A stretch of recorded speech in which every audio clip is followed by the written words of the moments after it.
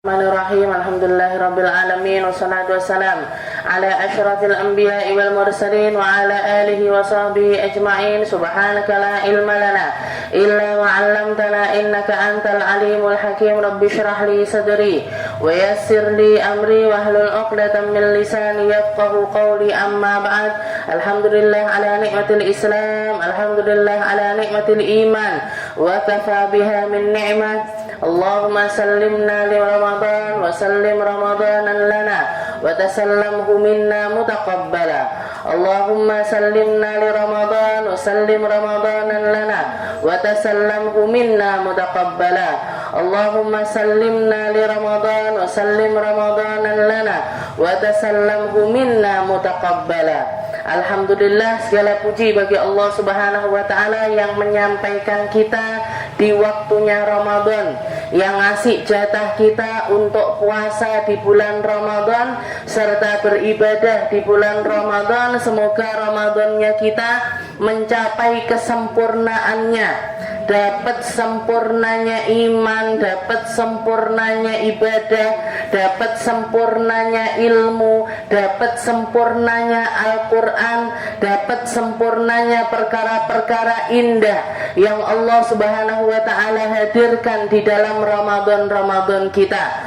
Semoga kita jadi hamba-hamba yang baik dan semakin baik, jadi hamba yang indah dan semakin indah, jadi hamba yang faham dan semakin faham, untuk selalu meniti jalan-jalan yang benar, untuk selalu berada di belakang syariatnya Nabi kita Nabi Muhammad sallallahu alaihi wasallam, sebagaimana kita memintanya minimal sehari 17 kali, ihdinas siratal mustaqim. Ya Allah, selalulah kami ini tunjukkan kepada jalan-jalan yang benar, jalan-jalan yang menyelamatkan, jalan-jalan yang mengindahkan, jalan-jalan yang ujungnya ada pada syurganya Allah Subhanahu wa ta'ala. Bu, syurga itu mahal, syurga itu sulit, bahkan sangat sulit sekali. Maka jangan bosan-bosan untuk belajar, jangan bosan-bosan untuk berubah, jangan pernah putus asa untuk berubah, jangan pernah putus asa dari rahmatnya Allah Subhanahu wa ta'ala. Sebanyak apapun dosa kita, seburuk apapun kelakuan kita, sekotor apapun hati kita, ketika kita tahu ujungnya adalah syurganya Allah Subhanahu wa ta'ala, jalani itu, titi itu, jangan pernah noleh kanan kiri, apalagi noleh ke belakang kembali. Masa lalu biarlah jadi masa lalu, kesalahan biarlah jadi kesalahan yang lalu. Yang penting ke depannya kita tidak ngulangi kesalahan. Yang penting ke depannya kita jadi hamba yang ngerti mana yang benar, mana yang salah. Kita tinggalkan yang salah itu dan kita jadi hamba yang berusaha untuk selalu memegang kebenaran. Agama ini adalah agama yang disempurnakan oleh Allah Subhanahu wa ta'ala. Ketika di akhir haji wadaknya Nabi Muhammad sallallahu alaihi wasallam, Allah Subhanahu wa ta'ala menurunkan firman-Nya kepada Nabi kita Nabi Muhammad sallallahu alaihi wasallam, al-yauma akmaltu lakum dinakum wa atmamtu alaikum ni'mati.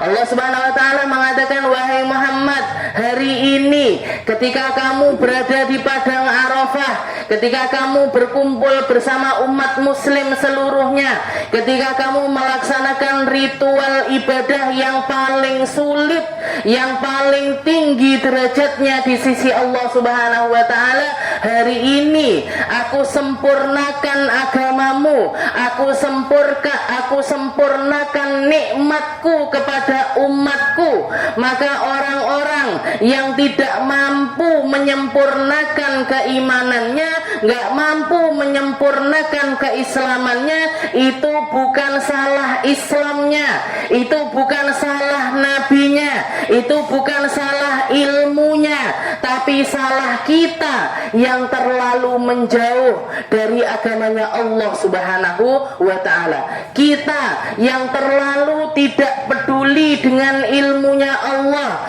kita yang terlalu tidak peduli dengan manusia-manusia yang dimuliakan Allah, kita yang terlalu tidak peduli dengan nasib kita di akhirat nanti, kita yang menjerumuskan diri kita untuk dihalalkan masuk ke dalam nerakanya Allah Subhanahu wa ta'ala. Naudzubillahi min dzalik.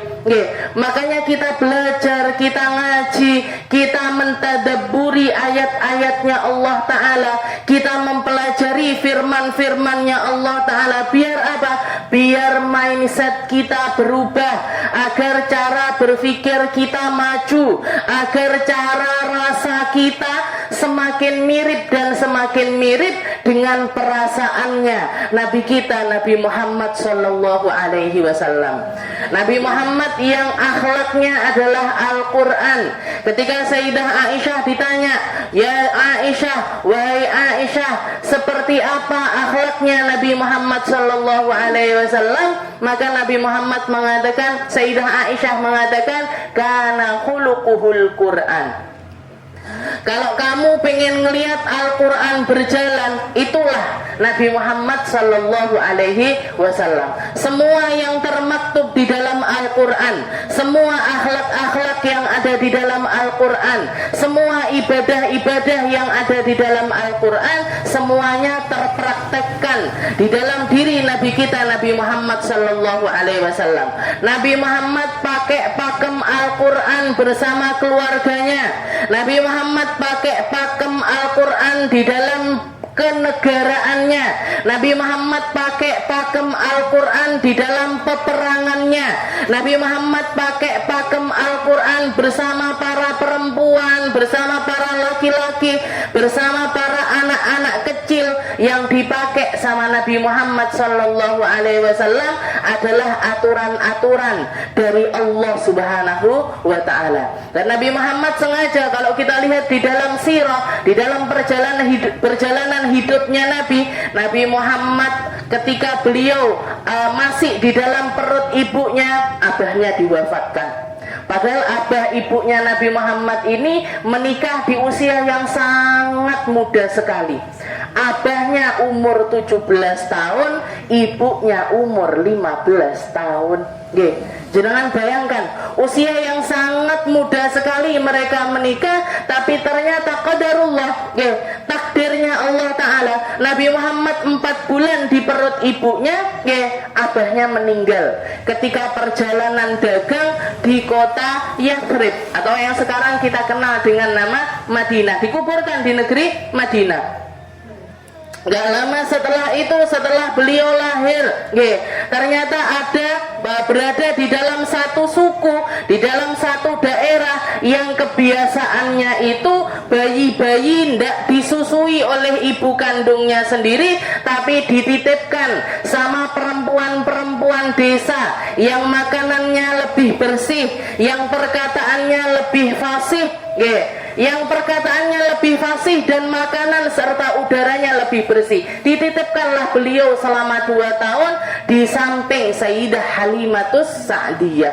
Jadi tidak dididik, istilahnya masa 2 tahun itu beliau tidak mendapatkan pendidikan dari ibunya secara langsung. Setelah itu pulang, di atas usia 2 tahun beliau dikembalikan kepada ibundanya. Usia 4 tahun dilalah ibu juga meninggal. Ibunya meninggal dunia, beliau ditampung sama kakeknya sampai usia 8 tahun. 8 tahun kakeknya meninggal dunia juga, diberikan atau dititipkan kepada pamannya, kepada salah satu pamannya yaitu Abu Thalib, di mana sampai akhir hayatnya Abu Thalib ini bahkan setelah melihat tanda-tanda kenabian pada diri Nabi Muhammad SAW, lisannya tidak ditakdirkan untuk mengucapkan la ilaha illallah Muhammadur Rasulullah. Nggih, jenengan bayangkan sedihnya seorang anak nggih yang menganggap pamannya ini laksana bapak nggih, yang ngerteni beliau, yang ngopeni beliau sebagaimana ayahnya sendiri nggih, sampai akhir hayatnya ternyata tidak ditakdirkan untuk mengucapkan la ilaha illallah Muhammadur Rasulullah. Turun ayat kepada Nabi Muhammad SAW yang mengatakan innaka la tahdi man ahbabta wallahu yahdi man yasha. Bukan kamu yang bagi-bagi hidayah wahai Muhammad, bukan kamu yang ngasih hidayah, bukan kamu yang memberikan hidayah, tapi hidayah itu semuanya adalah hak satu-satunya Allah Subhanahu wa Ta'ala. Tidak ada seorang pun yang mampu membagi-bagi hidayah. Di sini tugas saya, di sini duduknya saya di sini nggak sebagai pemimpinnya jenengan untuk ngaji kitab, tapi bukan pemberi hidayah kepada Anda. Yang ngasih hidayah Allah, yang ngasih pencerahan Allah, yang memahamkan Allah, yang ngasih kebaikan dari setiap ilmunya Allah.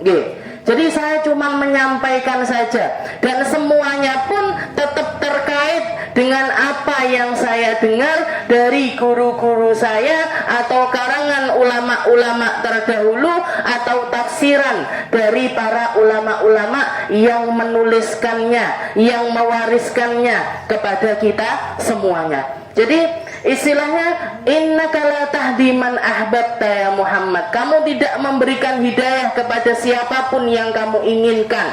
Allah kalau pengen ngasih hidayah kepada manusia terhina sekalipun, manusia paling jahat sekalipun, manusia paling banyak dosanya sekalipun, kalau Allah Ta'ala menakdirkan dia untuk merengkuh hidayah walaupun di akhir usianya, tetap akan diselamatkan oleh Allah Subhanahu wa Ta'ala.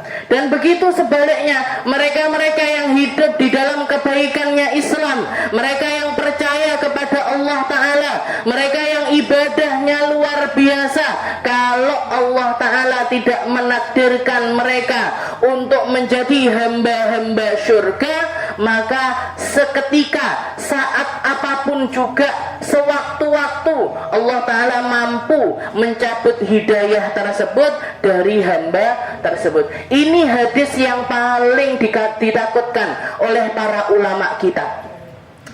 Ini ajaran atau satu prinsip keagamaan yang paling ditakuti sama para ulama-ulama kita.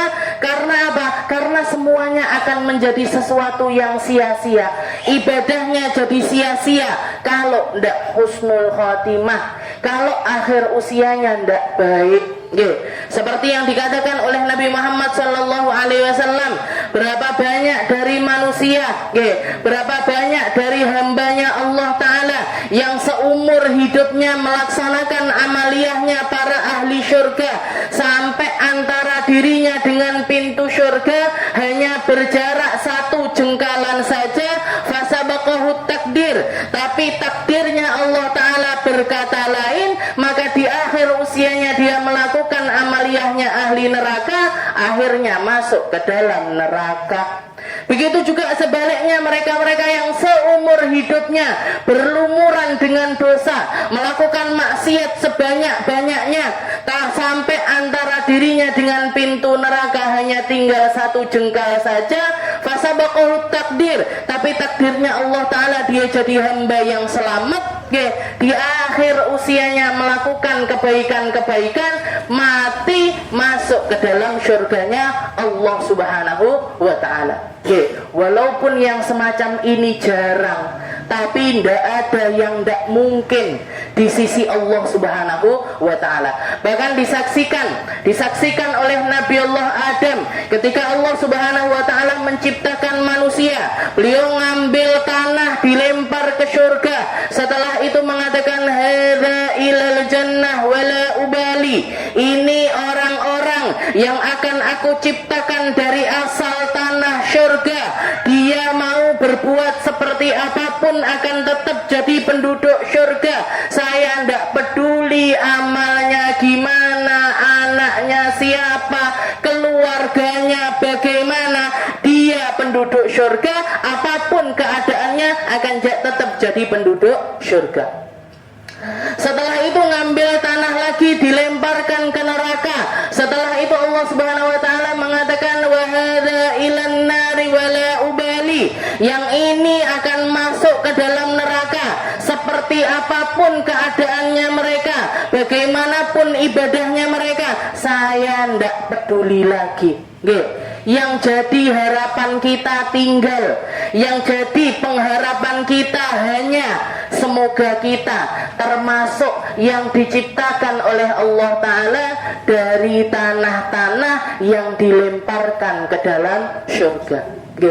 Makanya banyak orang caranya setan untuk nyusupi pikirannya manusia, caranya setan untuk ngalihkan perhatiannya manusia. Takdir akan tetap jadi takdir. Kamu mau usaha seperti apapun, ujungnya tetap takdirnya Allah Subhanahu wa taala. Benar. Itu adalah sesuatu yang sangat benar sekali. Tapi ditambahi mereka mengatakan percuma kamu sholat, percuma kamu puasa, percuma kamu sedekah, percuma kamu jadi orang baik, kalau ternyata ujung-ujungnya kamu hanyalah jadi onggokan, salah satu dari bahan bakarnya neraka. Kalau ada kalimat-kalimat seperti ini menyusup ke dalam pikiran kita, kita katakan kepada mereka, siapa yang tahu saya orang penduduk surga atau penduduk neraka? Siapa yang tahu saya terbuat dari tanah surga ataupun tanah neraka? Siapa yang tahu nasib akhir hayat saya? Karena menurut tafsirannya para ulama, yang semacam itu, yang seumur hidupnya baik, akhir hayatnya enggak baik, akhirnya masuk neraka, ataupun seumur hidupnya enggak baik, akhir usianya melakukan kebaikan, akhirnya masuk ke dalam surga. Itu laksana orang yang naik ke atas gunung yang sangat tinggi, setelah itu jatuh ke jurangnya dan tidak mati.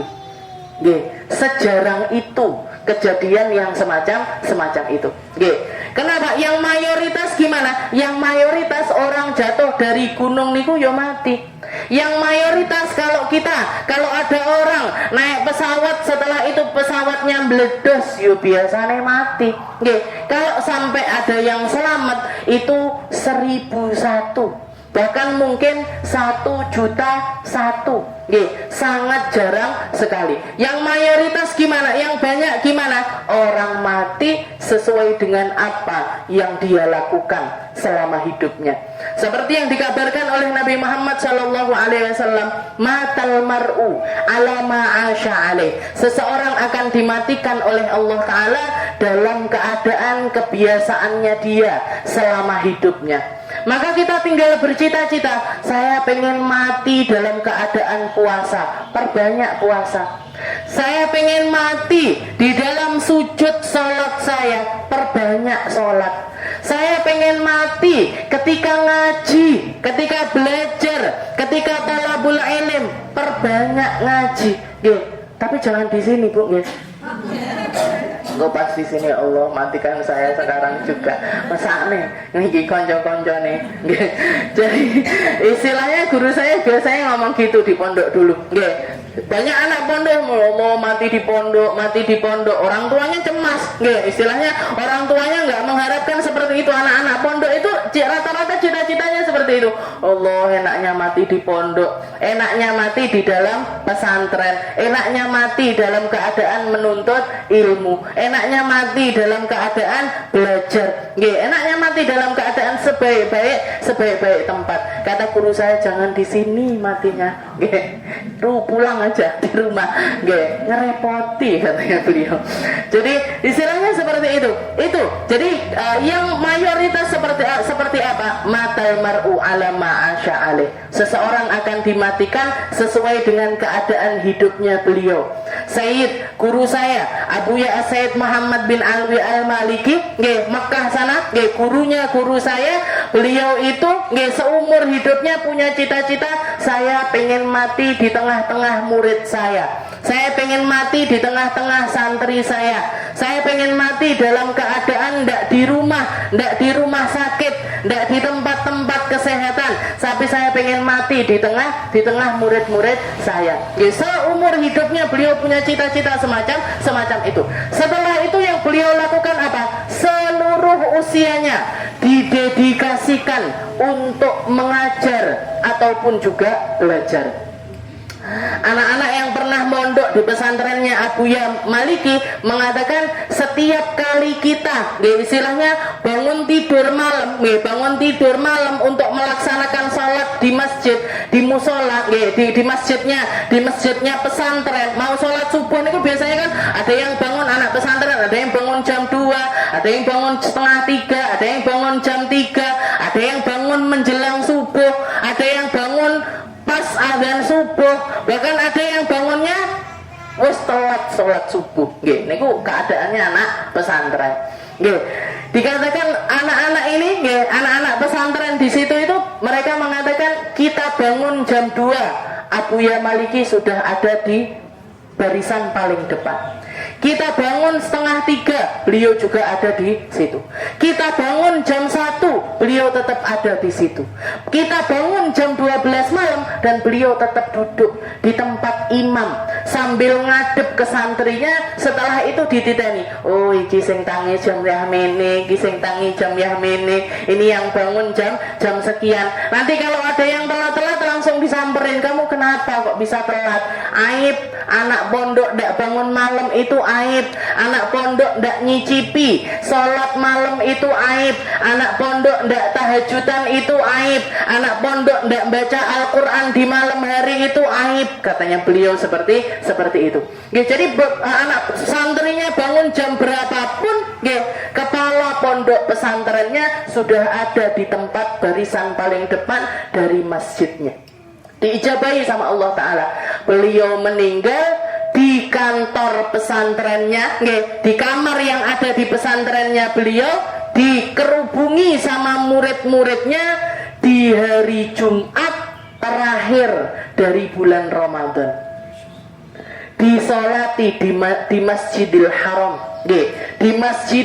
disolati dengan manusia, mungkin kumpulan sholat terbanyak di seluruh dunia ini, terjadinya selain ketika musim haji, yang kedua yang paling ramai adalah di bulan Ramadan, dan dari Ramadan ini yang paling ramai di 10 hari yang terakhir.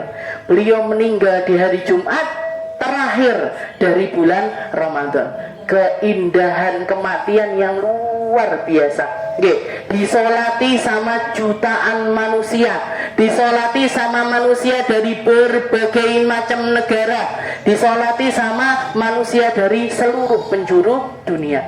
Masya Allah, itu Abuya Sayyid Muhammad bin Alwi Al-Maliki. Bahkan dikatakan setelah beliau wafat, setelah beliau meninggal dikuburkan di Ma'la, kuburan di Arab sana, terutama Ma'la ataupun juga Baqi yang ada di Madinah sama di Mekah niku Bu, setiap tahunnya orang kalau sudah meninggal dikuburkan, setiap setahun sekali itu yunbash, setiap setahun sekali itu dibongkar, dibongkar ulang. Kalau dilihat sudah habis, istilahnya sudah kemakan tanah semuanya, tinggal tulang belulang tok, maka dimasuki jenazah baru lagi. Terus seperti itu. Biasanya setahun itu sudah habis. Biasanya setahun itu sudah entek resi, istilahnya sudah enggak tersisa apa-apa karena cuaca di sana kalau panas sekali, dingin sekali, jadi pembusukan itu lebih cepat lagi. Tapi dikatakan Abuya Maliki ini ketika dibongkar tahun pertama utuh. Kain kafannya utuh, badannya utuh, bahkan sebagian orang mengatakan keluar aroma wangi dari jasadnya beliau. Akhirnya ditutup lagi. Tahun kedua dibuka lagi masih utuh juga. Tahun kedua dibuka lagi masih utuh juga. Akhirnya ditutup lagi. Tahun ketiga dibuka lagi, tetap utuh juga. Maka setelah itu dipermanenkan. Makanya kalau di Maklah ataupun Baqi, jenengan ngelihat ada kuburan yang di sekelilingnya itu dikasih patokan permanen, itu tandanya sudah tidak akan dibongkar lagi. Itu adalah kuburannya orang-orang yang dibongkar berkali-kali tapi jasadnya tetap utuh. Termasuk diantaranya adalah Abuya As-Sayyid Muhammad bin Alwi Al-Maliki beserta abahnya. Sayyid Muhammad bin Alwi, abahnya Sayyid Alwi juga seperti itu. Akhir hayatnya beliau, jadi meninggal dunia dibongkar berkali-kali, tetap selalu utuh. Kita yang kita harapkan kematian seperti itu. Kita yang kita ingini adalah kematian yang seperti itu. Kematian yang indah, kematian yang penuh dengan ridhonya Allah, kematian dalam keadaan beribadah kepada Allah Subhanahu wa ta'ala. Ramadan ini waktunya kita untuk belajar. Makanya sebagian ulama mengatakan Ramadan ini madrasahnya umat Islam. Ramadan ini adalah pendidiknya umat. Kita dididik selama 1 bulan untuk menjadi hamba yang lebih fokus, untuk jadi hamba yang lebih serius. Biasanya loh, saya nggak ngerti kalau ibu-ibu Tulungagung itu bagaimana. Biasanya orang kalau perutnya lapar, setelah itu ngaji, sing nyantol luwe akeh. Lek jenengan nggak ngerti tapi saya baru ngerti kalau saya bikin tes nih. Jadi biasanya Imam Syafi'i mengatakan seperti itu. Katanya beliau, ketika perut saya lapar, ilmu yang masuk ke dalam diri saya itu luar biasa cepat. Padahal beliau walaupun nggak puasa pun sudah cepat. Imam Syafi'i itu dikatakan beliau ngafalkan. Kalau ngafalnya Al-Quran, 1 lembar seperti ini, mau ngafalkan yang lembar pertama, lembar kedua harus ditutup. Kalau nggak ditutup, ketut apal. Kita mentolong sampai peng 10, peng 50 moco, panggah lali-lali ya. Surat napa niku? فَمَنْ يَعْمَلْ مِثْقَالَ ذَرَّةٍ خَيْرًا يَرَهُ وَمَنْ يَعْمَلْ مِثْقَالَ ذَرَّةٍ شَرًّا. Ini khairan dulu apa syarron dulu? Syarron dulu apa khairan dulu? Panggah HPR ibu-ibu. Qul ya ayyuhal kafirun, munyar qul ya ayyuhal kafirun la a'budu ma ta'budun wa la antum a'budun wa la ana a'budu ma ta'budun wa la antum wa la ana a'budu. Kok boleh enggak berber iki? Ini mak-mak para pejuang Al-Quran sing ngluthek ning gone juz amma terus ndak metu-metu nggih. Alhamdulillah ala kulli hal. Alhamdulillahnya kita kok jadi orang yang disempatkan ngaji. Alhamdulillahnya kok kita jadi orang yang ketemu sama majelis taklim. Alhamdulillahnya kok kita kenal sama orang-orang yang ngajak kita ke tempat ini. Alhamdulillahnya kok kita jadi orang-orang yang diketemukan sama mereka-mereka yang bisa mengkaji ilmunya Allah Subhanahu wa ta'ala. Itu nikmat yang luar biasa, Bu. Itu nikmat yang luar biasa yang hanya Allah Subhanahu wa ta'ala berikan kepada mereka-mereka yang Allah ta'ala inginkan kebaikan pada diri hamba-hamba tersebut. Kita masih di dalam kitab Khuluquna, salah satu karangan pertama dari guru saya Al-Habib Umar bin Hafid. Beliau mengatakan, ini kitab adalah kitab yang pertama kali beliau tuliskan. Pertama kali dituliskan. Beliau masih sekitar usia 16-17 ketika ngarang kitab ini, tapi pada saat itu ekonominya masih sangat sulit sekali, jadi tidak sempat dicetakkan. Baru dicetak akhir-akhir ini, setelah pesantrennya berkembang, setelah dakwahnya berkembang, baru dicetak kitab tersebut. Dan memang niatnya beliau bikin kitab yang tipis ini litadkir, untuk mengingatkan seseorang itu kalau pakai kata-kata yang panjang lebar, pakai kata-kata yang panjang lebar nggak mudeng-mudeng, kok. Jadi orang kalau mengingatkan seseorang, kita mau mengingatkan anak kita, jangan mau mengingatkan dia misalkan kalau makan pakai tangan kanan, misalkan kalau makan pakai tangan kanan, kita mengingatkan pas dia makan, pas dia makan kita mengingatkan, jangan mengingatkannya gimana? Dek, pakai tangan kanan toh, itu loh tangan yang bagus. Itu loh tangannya Nabi Muhammad sallallahu alaihi wasallam. Cukup nggih. Lek jenengan dik lha delok dalile iki. Nggih. Nabi Muhammad diceritakan pernah gini. Nabi Muhammad pernah negur orang begini. Jere anake enggak situ mak aku, Bu. Nggih. Gitu. Jadi kalau mau nasihati tempatnya lain. Kalau negur itu pakai kata-kata seringan mungkin, pakai kata-kata sesimpel mungkin, pakai kata-kata yang sependek mungkin. Makanya ketika Allah Subhanahu Wa Taala istilahnya ajarannya azan itu fokusnya atau ajakannya yang paling pokok itu ada di dalam dua kalimat, hayya 'alas shalah, hayya 'alal falah. Hayya 'alas shalah, hayya 'alal falah. Kenapa enggak istilahnya enggak pakai ayat Allah? Kenapa kok enggak pakai hadisnya Nabi Muhammad sallallahu alaihi wasallam? Kenapa enggak dikatakan ya ayyuhalladzina amanu idza qumtum ilas salati faghsilu wujuhakum wa aydiyakum ilal marafiq? Kenapa kok enggak pakai ayat? Kenapa enggak pakai firman-Nya Nabi Muhammad sallallahu alaihi wasallam? Tapi cukup pakai kata-kata hayya 'alas shalah, hayya 'alal falah. Ayo salat, cuman gitu. Ayo menuju kepada kemenangan. Kamu kalau jadi ahli salat, kamu akan menang dimanapun kamu berada. Kamu kalau megangi salat, kamu akan bahagia dunia akhiratnya. Kamu kalau salat, kamu akan dijamin semua.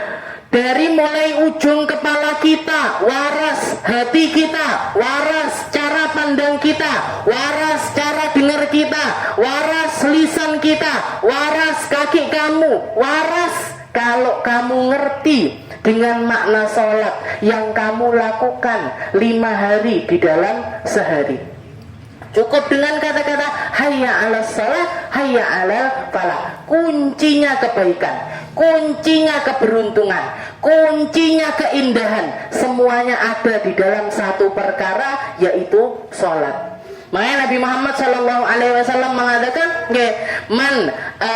man ahsana wudu'ahu ahsana sholatahu. Barang siapa yang wudunya baik, sholatnya mesti baik.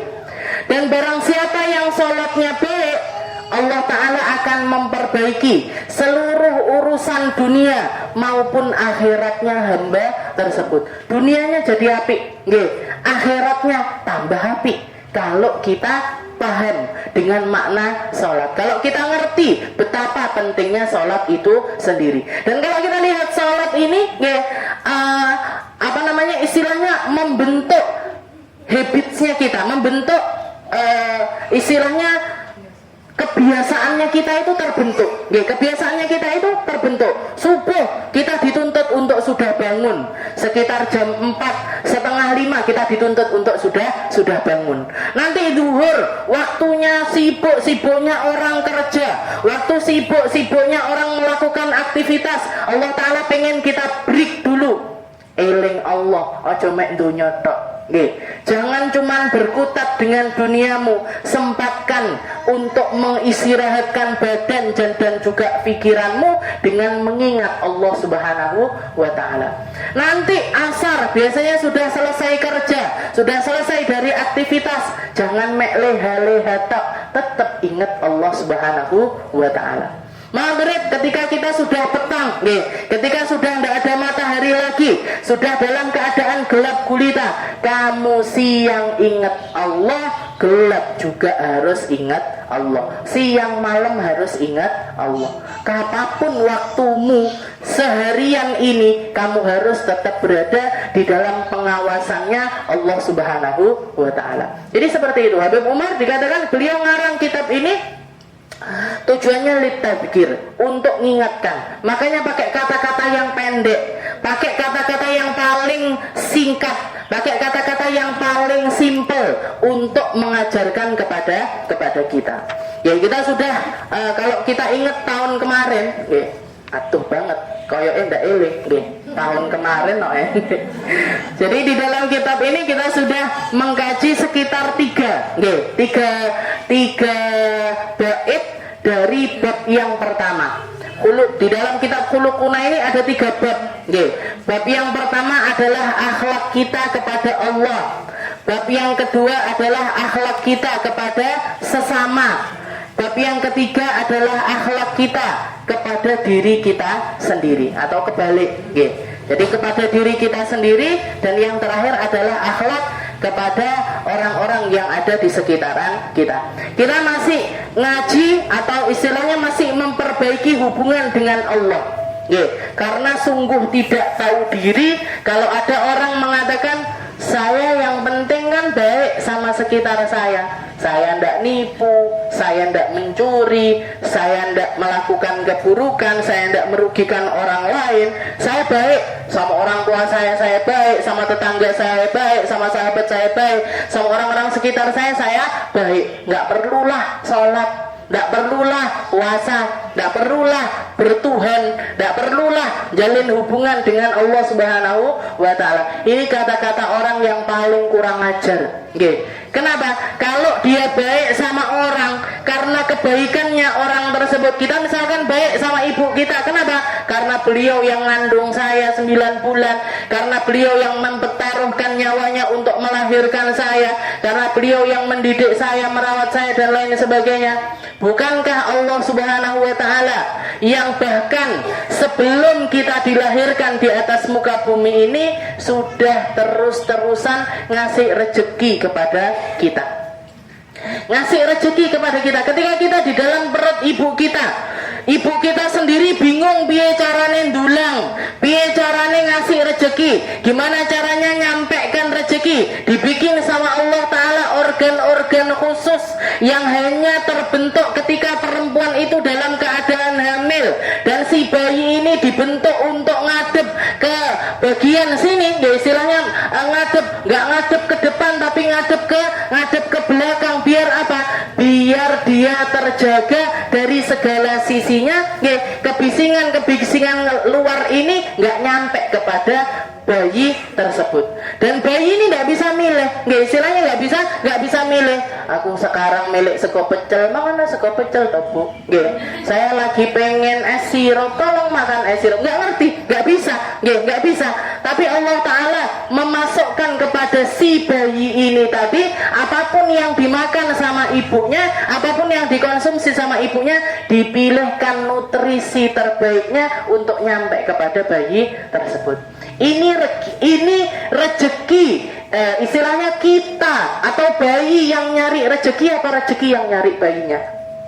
Rezekinya yang nyari bayinya, bu. Sebelum dia ndak bisa apa-apa, sebelum bisa kerja, sebelum bisa jahit, sebelum bisa dagang, sebelum jadi dokter, sebelum punya usaha apapun, dia sudah jadi hamba yang dapat rezeki dari Allah Subhanahu wa Ta'ala. Rezeki itu nyari manusia, bukan manusia yang nyari rezeki. Manusia itu bukan nyari rezeki, tapi menjemput rezeki. Rezekinya sudah ada, sudah dijatahkan. Jatahnya banyak, jatahnya dikit, jatahnya luas, jatahnya sulit. Dan yang banyak, ada kalanya sulit, ada kalanya luas, ada kalanya banyak, ada kalanya sedikit. Ada takaran-takaran dari Allah Subhanahu wa Ta'ala. Semua rezeki itu modelnya seperti itu. Nafas kita rezeki, modelnya seperti itu. Ada orang yang diluaskan seperti siapa? Seperti kita sekarang ini, nggak usah golek oksigen, mau menghirup dari manapun bisa. Yang disulitkan siapa? Jangan pergi ke rumah sakit niku. Oksigennya di mana-mana, tapi dia yang disempitkan sama Allah Ta'ala sehingga tidak bisa menghirup dari oksigen tersebut. Harus pakai selang, harus pakai tabung oksigen, dan lain sebagainya. Kenapa? Ada yang disulitkan, ada yang dilonggarkan, ada yang dibanyakkan, ada yang disedikitkan. Seperti itu halnya. Dan kita semua manusia tidak akan pernah mati sebelum menghabiskan jatah rezeki kita. Kita tidak akan mati sebelum jatah rezeki rezeki kita ini habis. Kalau jatah rezekinya habis, kesempatannya habis, ajalnya datang, setelah itu dimatikan oleh Allah Subhanahu wa Ta'ala. Dan itu modelnya semuanya. Nggih, mau itu umur, mau itu makanan, mau itu harta, mau itu pakaian, mau itu tempat tinggal, bahkan mau itu anak-anak, mau itu suami. Kalau sudah habis jatahnya, ya kalau sudah habis jatahnya, diambil sama Allah Ta'ala. Kalau tidak kita yang duluan, mereka yang duluan. Ya, kalau tidak kita yang duluan, mereka yang duluan. Apa kudu urut? Orang meninggal itu apa harus urut? Oh, bapak dhisik, utuh bapak dhisik. Bareng ngono lagi ibu baru ibu anak pertama. Habis anak pertama, anak kedua. Tidak bisa. Nggih. Tidak bisa, tidak bisa, terserah. Mana yang memang dapat jatah sedikit dari Allah Ta'ala, mana yang mau didulukan sama Allah Ta'ala, diambil. Mana yang mau didulukan sama Allah Ta'ala, diambil. Orang tua sudah ngongen-ngongen, nanti anak saya belajar ini, jadi ini, noto kehidupannya, tak bikinkan rumah, tak bikinkan tempat tinggal yang bagus, yang paling arsiteknya nomor 1, dilalah gelet, klutik meninggal.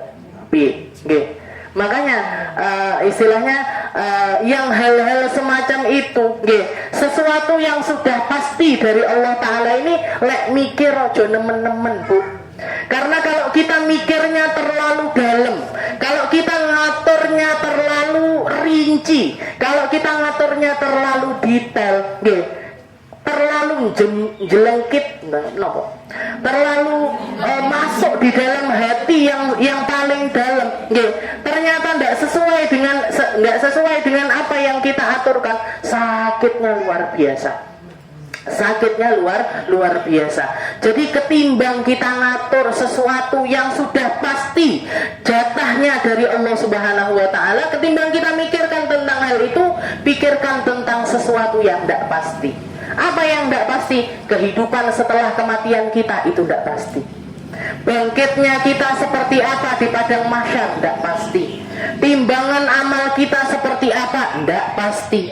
Isa selamat melewati jembatan sirat atau tidak pasti. Masuk surga atau tidak juga tidak pasti. Ketimbang kita mikirkan tentang perkara yang sudah pasti, mendingan kita mikir tentang sesuatu yang belum pasti. Sesuatu yang belum pasti. Sakit, Bu. Luar biasa sakitnya. Ditinggal anak, sekolah sudah istilahnya disekolahkan tinggi, disekolahkan mahal, disekolahkan dengan harapannya nanti anak saya jadi begini. Karena orang tua rata-rata seperti itu. Kalau bapaknya pengusaha, pengennya anak-anaknya jadi pengusaha. Abah saya itu seperti itu cita-citanya. Abah tidak punya anak laki, ya wedok-wedok istilahnya yang dididik untuk jadi pedagang-pedagang, untuk ngurusi aset-aset. Pengennya apa? Pengennya abah saya tidak ada, toko ini istilahnya usaha abah saya ini tetap berjalan. Itu yang diinginkan orang tua. Rata-rata seperti itu. Bapaknya dokter, pengennya anaknya juga jadi dokter. Bapaknya arsitek, anaknya pengennya juga jadi arsitek. Ini kalau orang-orang yang sukses dari segi duniawi. Lek sing nggak sukses juga nggak melek aslinya. Anak bapaknya pemulung. Nah, jangan sampai jadi pemulung kayak bapak ya. Sekolah sing bener, sekolah sing ini.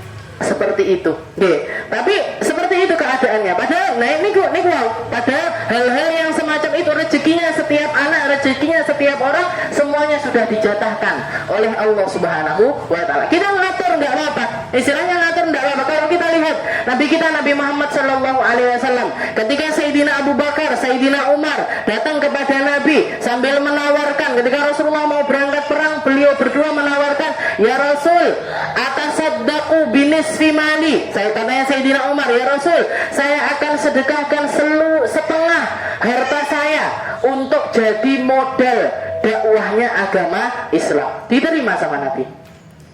Sayyidina Abu Bakar mengatakan, ya Rasul, saya sedekahkan seluruh harta saya untuk dakwahnya agama Islam. Diterima sama Nabi.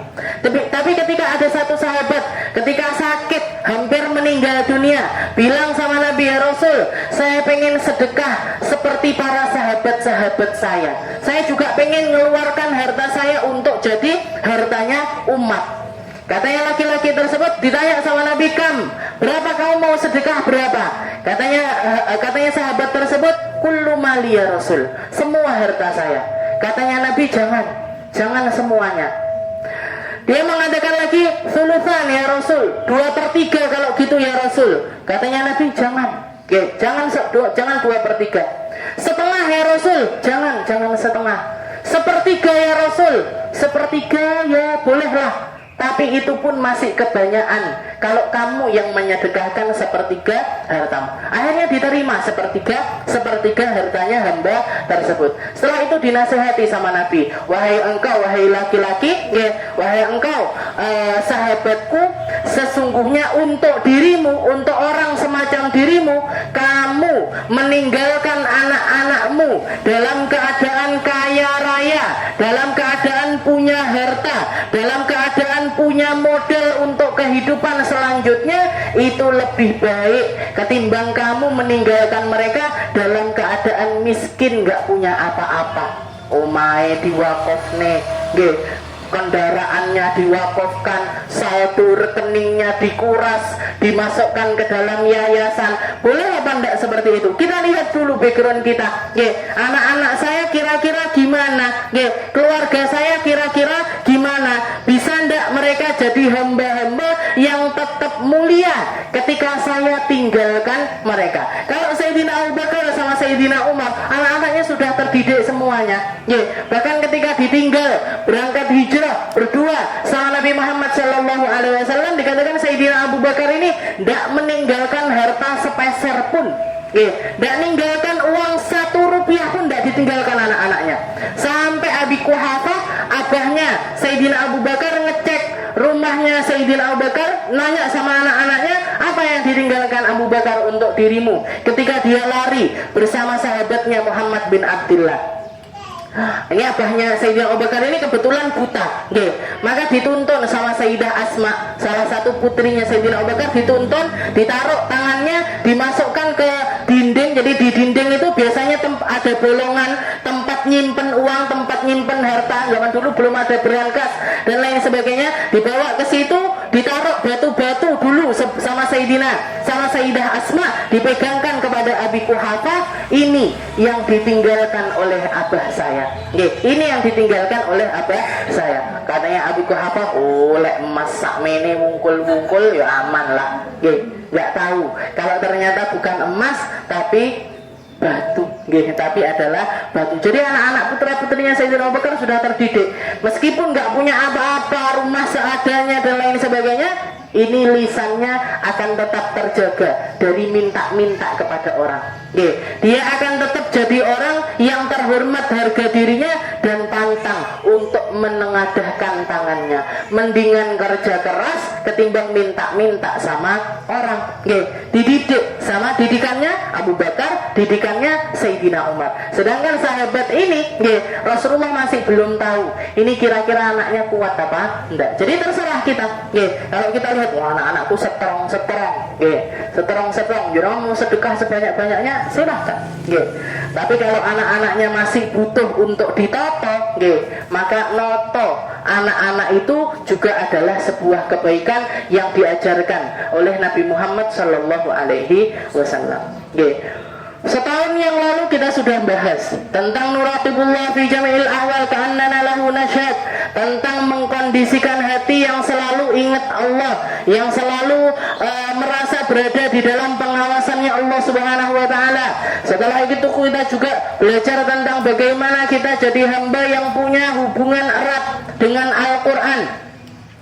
Baik itu membacanya, mentadabburinya, memahaminya dan lain sebagainya, kita harus punya ikatan wirid, bukan wirid tahunan. Bukan wirid tahunan.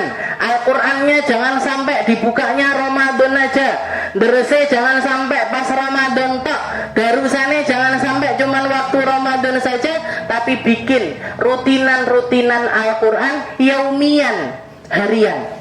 Kalau kita tidak mampu, saya kok sulit ya, satu juz setiap hari, kayaknya kok sulit, ya setengah juz. Kalau setengah juz masih sulit juga, 1/4 juz.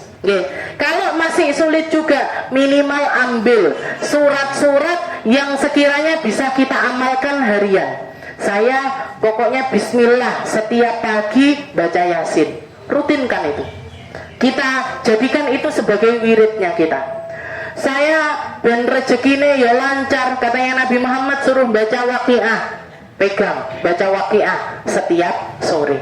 Katanya Nabi Muhammad untuk jadi teman saya di dalam kuburan nanti, satu-satunya yang rela untuk masuk ke dalam kuburan bersama saya, makanya Al-Quran itu sahabat paling setia, Bu, paling setia. Di saat semuanya memilih untuk tidak mau ikut, di saat semuanya tidak akan mau ikut, jangan kalau meninggal tulis wasiat, nak temenin ibu ya 1 hari aja di kuburan, suruh naruh nopo istilahnya liang lahatnya 2 ben awake dhewe iso inceng-incengan, ndak kira mau, Bu.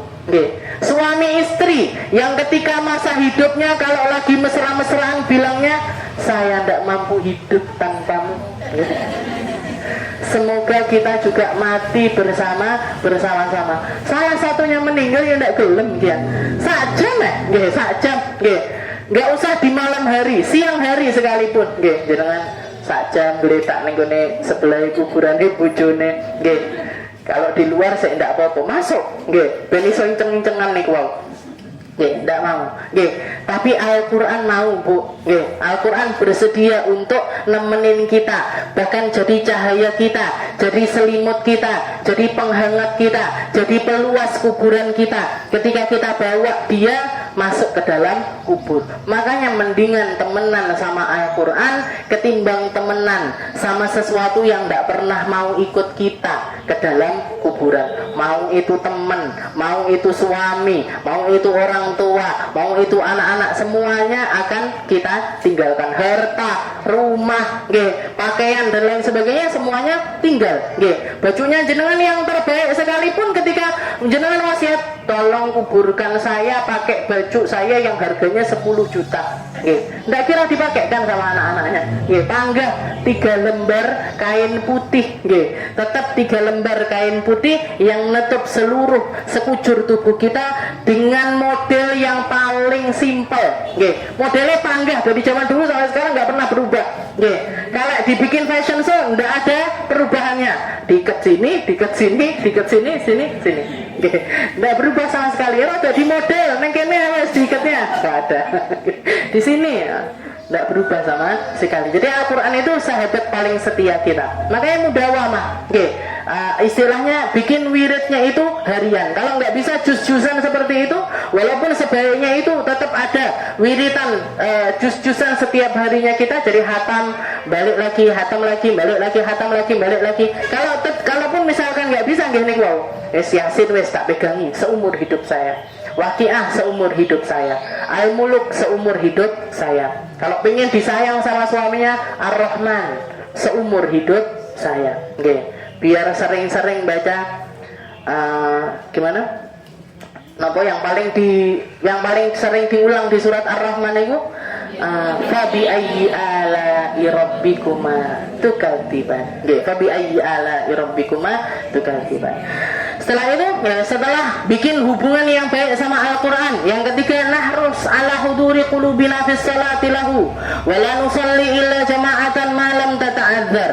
Yang ketiga, kita diajarkan untuk menjaga hati serta fisik kita untuk hadir ke dalam salat ini dohiran wa batinan. Dohir kita hadir untuk salat, batin kita juga ikut di dalam salat. Dan yang paling dianjurkan di dalam salat itu dilaksanakan secara berjamaah. Dilaksanakan secara berjamaah. Orang kalau berjamaah, jamaah ini apa sih? Jamaah ini kumpulan. Kenapa kok kita harus kumpul? Kenapa kok kita itu harus bareng-bareng? Agar ruhnya umat ini ngerti kalau dia itu adalah satu kesatuan. Kalau teman saya sakit, saya juga sakit. Kalau teman saya sedih, harusnya saya juga sedih. Kalau teman saya gembira, saya juga harusnya gembira. Komunitas, jamaah niku komunitas. Jamaah itu kumpulan, satu perkumpulan. perkumpulan. Dan umat ini diibaratkan sama Nabi Muhammad SAW kajasadi wahid, seperti satu jasad.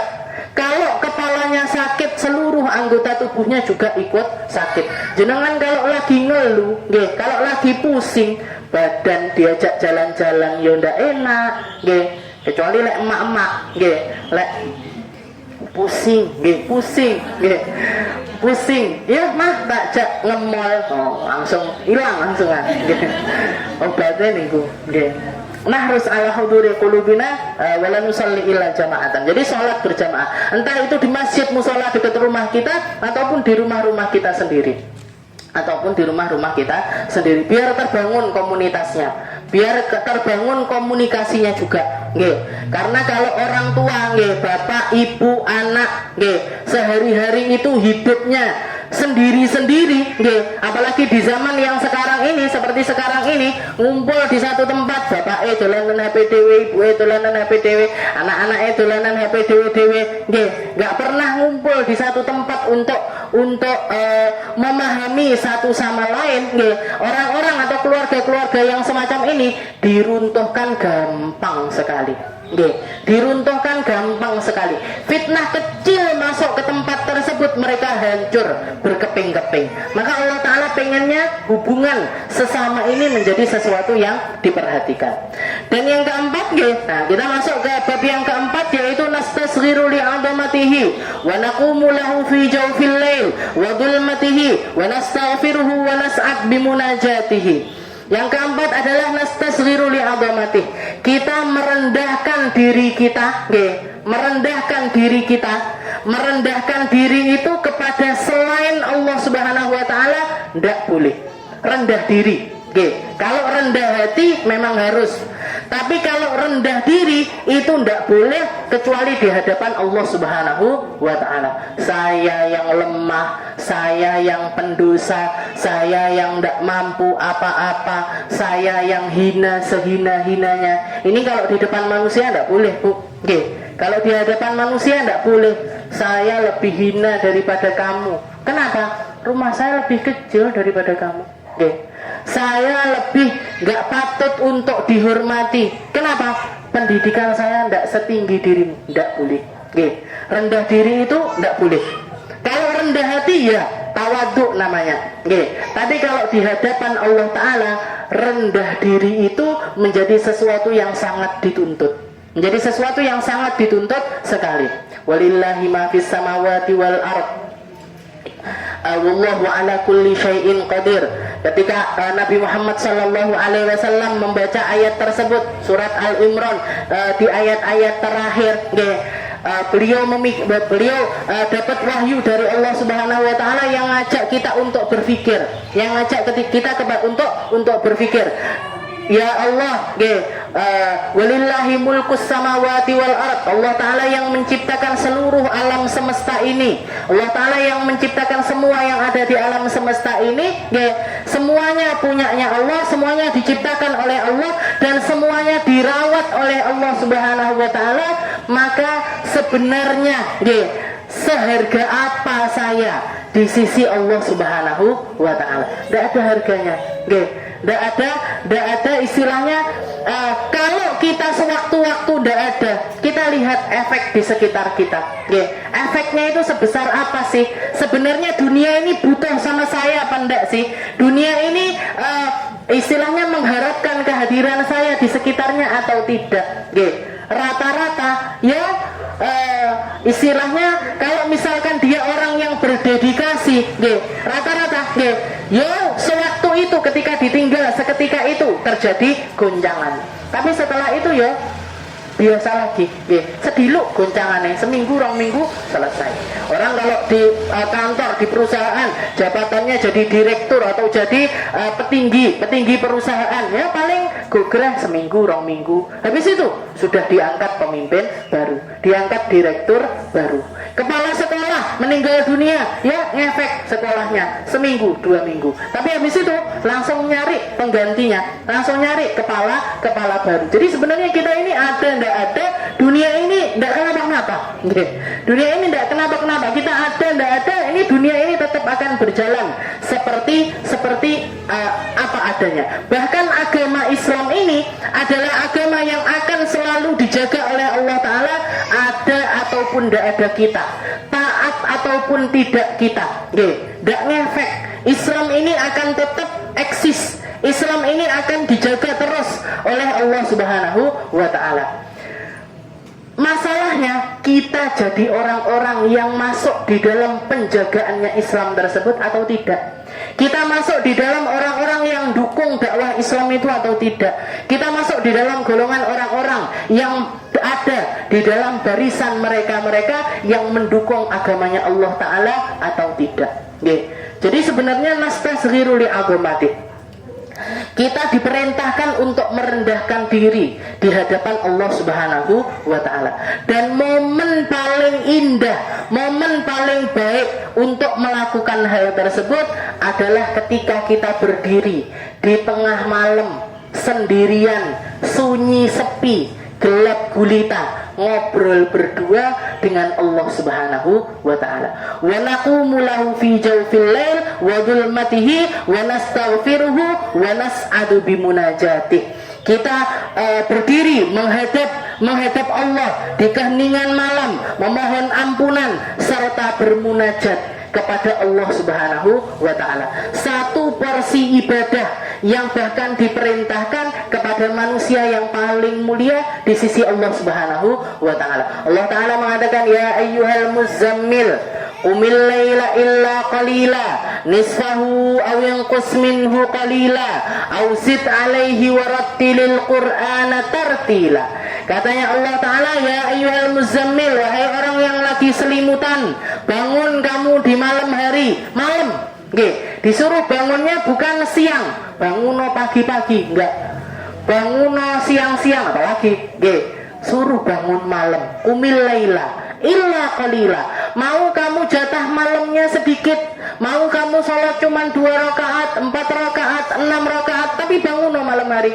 Qumil laila illa qalila nisfahu aw yanqus minhu qalila. Kalau bisa setengah malam kamu bangun malam. Kalau tidak bisa setengahnya, ya di bawahnya setengah malam itu tadi.